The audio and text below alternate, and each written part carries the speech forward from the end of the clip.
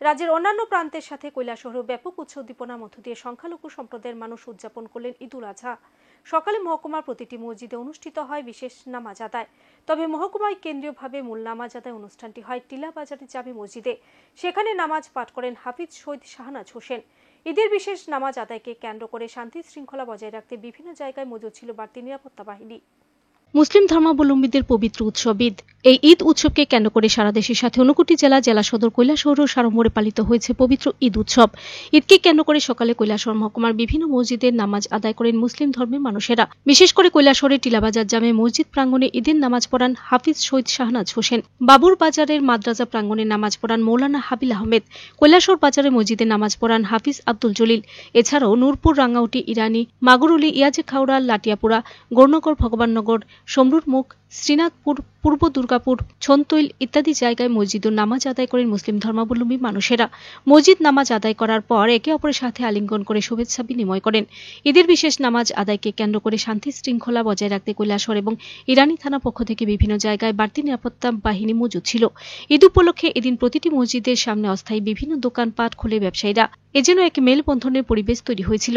ঈদকে কেন্দ্র করে মুসলিম ধর্মাবলম্বী মানুষদের মধ্যে বাড়তি উন্মাদনা লক্ষ্য করা গেছে। নূরপুর মসজিদে নামাজ আদায় করতে অন্যান্যদের মধ্যে উপস্থিত ছিলেন ত্রিপুরা রাজ্যের ওয়াকফ বোর্ডের চেয়ারম্যান তথা প্রাক্তন বিধায়ক মমস্বর আলী। নামাজ আদায় শেষে মমস্বর আলী বলেন যে ঈদ মানেই আনন্দ। আমার আনন্দের জন্য আরেকজনের নিরানন্দ না হয় সেদিকে বিশেষ খেয়াল রাখতে হবে বলেও জানান। অন্যদিকে টিলাবাজার জামে মসজিদে নামাজ আদায় করতে অন্যান্যদের সাথে উপস্থিত ছিলেন কৈলাসহরের গৌরনগর পঞ্চায়েত সমিতির ভাইস চেয়ারম্যান তথা 59 জেলা কংগ্রেসের সভাপতি মোহাম্মদ বদরুজ্জামান।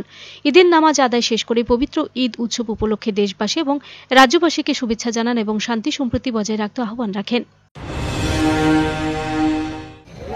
ঈদের মোবারকবাদ জানাচ্ছি এবং শুভেচ্ছা জানাচ্ছি এবং তাদের সবার সুস্থতা কামনা করছি। আমরা আল্লাহর নামে আজকে আমরা কুরবানি দিই।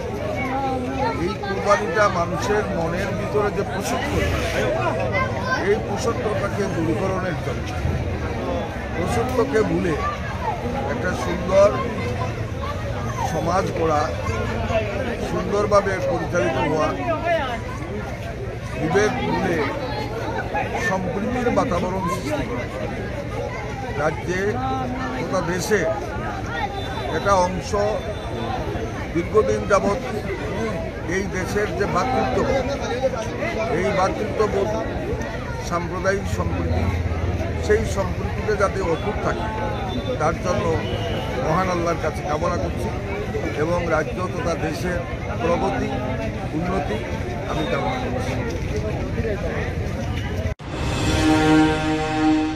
Video report search India TNN।